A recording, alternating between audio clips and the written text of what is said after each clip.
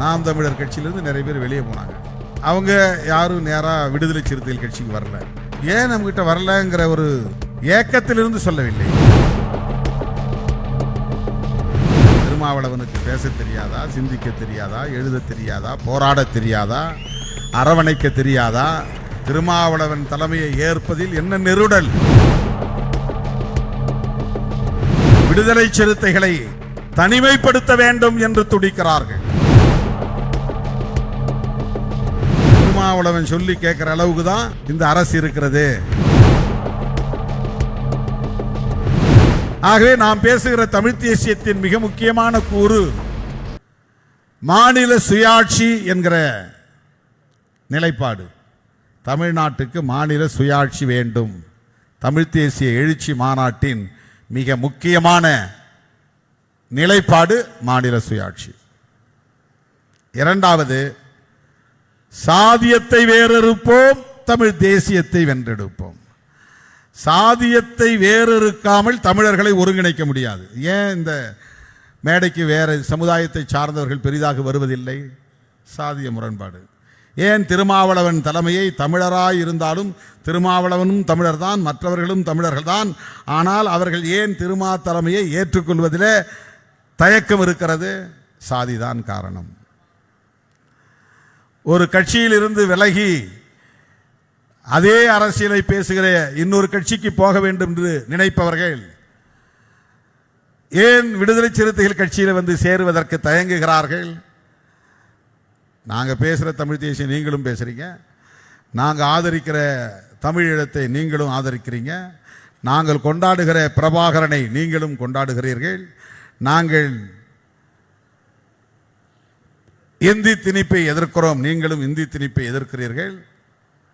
ஆனால் இந்த கட்சியிலிருந்து வெளியேறி உன் கட்சியில் என்னால் சேர முடியவில்லை என்று ஒருவன் முடிவெடுக்க வேண்டிய நிலைக்கு ஏன் ஆளாகிறான்? நாம் தமிழர் கட்சியிலிருந்து நிறைய பேர் வெளியே போனாங்க. அவங்க யாரும் நேராக விடுதலை சிறுத்தைகள் கட்சிக்கு வரல. அவங்கள என்ன தடுக்குது? எது தடுக்கிறது? ஏன் இந்த கட்சியை அல்லது இந்த தலைமையை ஏற்று இங்கே சேருவதற்கு அவர்கள் முன் வரவில்லை? இது ஒரு புரிதலுக்காக சொல்கிறேன். யாரும் வாங்கலாம் நான் கூப்பிடல.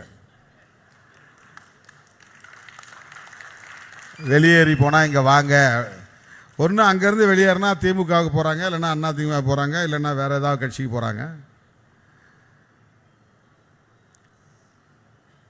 விஜயகாந்த் கட்சியிலிருந்து வெளியேறினவங்க கூட நிறைய கட்சிக்கு போயிருக்கிறாங்க. இங்கே யாரும் வரல.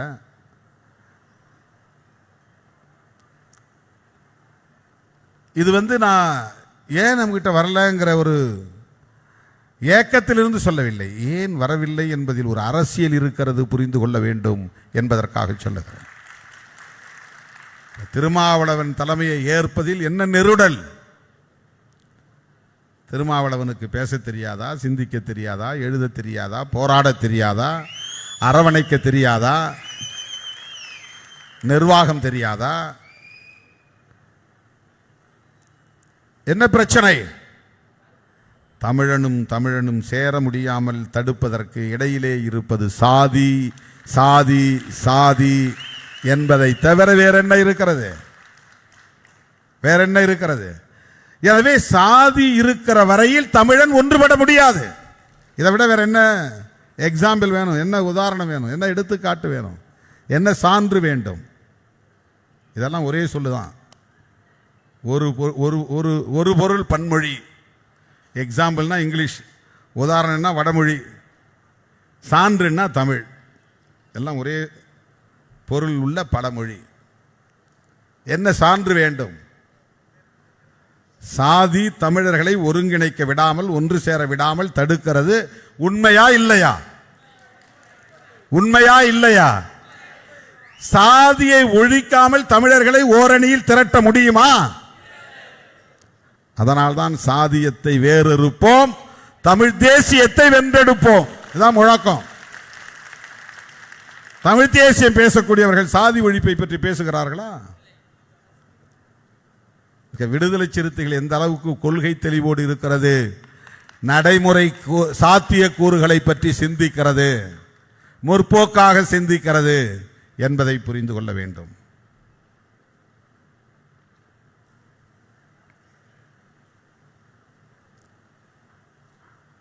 சாதியவாதிகளும் மதவாதிகளும்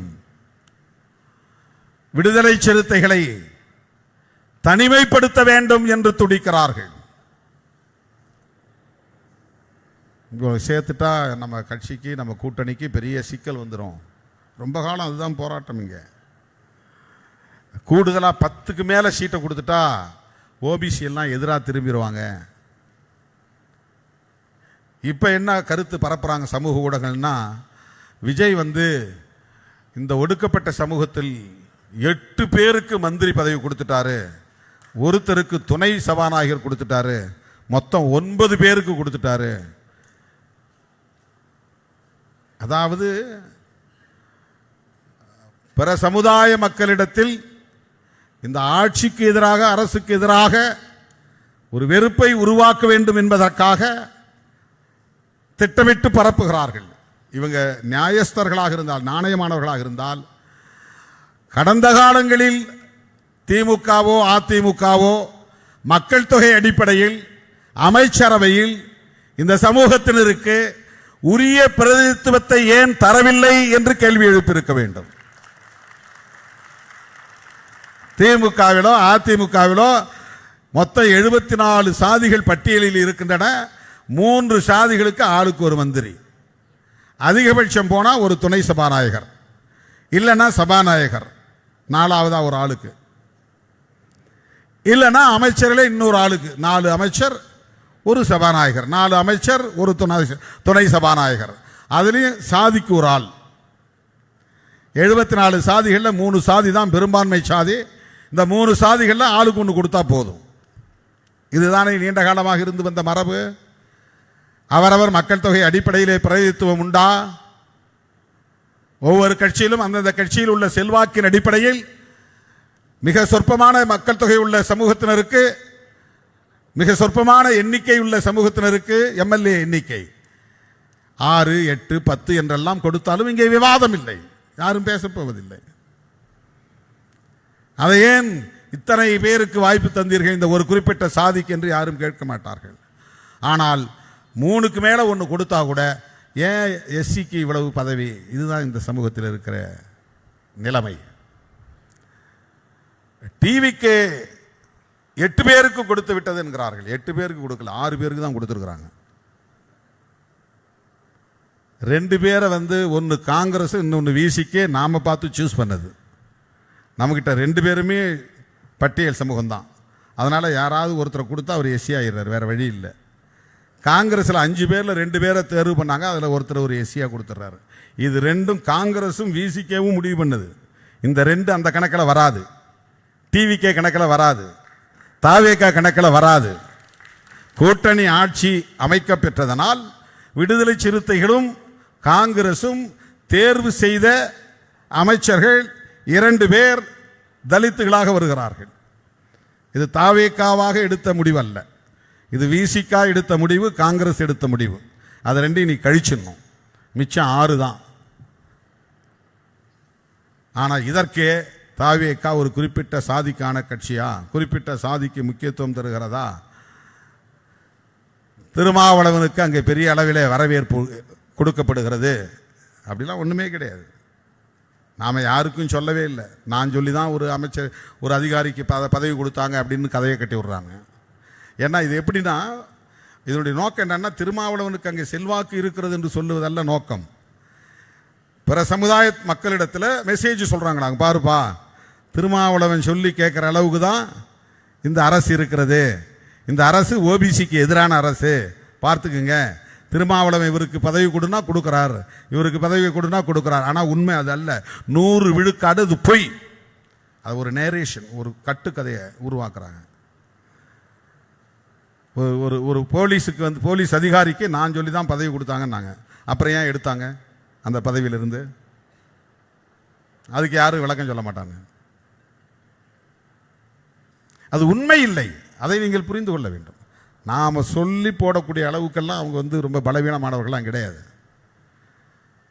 10 வருஷம் 20 வருஷம் நம்ம தொடர்ந்து திமுகவோடு பயணித்திருக்கிறோம்.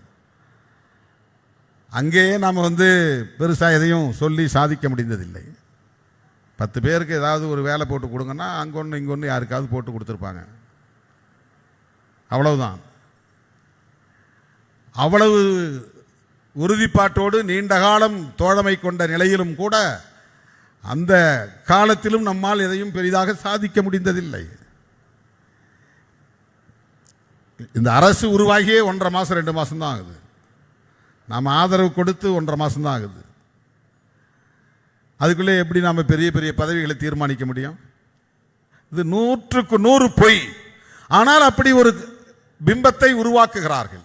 ஏனென்றால் இந்த அரசுக்கு எதிராக மக்களிடத்தில் ஒரு கருத்துருவாக்கம். அரசியல் எவ்வளவு நுட்பமானது என்பதை நீங்கள் புரிந்து கொள்ள வேண்டும். எவ்வளவு சூது நிறைந்தது என்பதை புரிந்து கொள்ள வேண்டும். எவ்வளவு வஞ்சகம் நிறைந்தது என்பதை புரிந்து கொள்ள வேண்டும். நயவஞ்சகம் நிறைந்தது அரசியல். சாதாரணமான களம் அல்ல.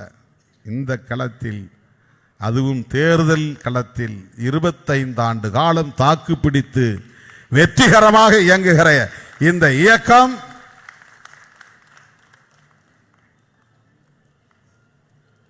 ஒரு கொள்கை சார்ந்த பேர் இயக்கமாக, கோட்பாடு சார்ந்த பேர் இயக்கமாக இன்னும் இன்னும் பரிணாமம் பெற வேண்டும் என்கிற வேட்கையோடு தான் நாம் மீண்டும் இந்த மாநாட்டை ஒருங்கிணைத்திருக்கிறோம்.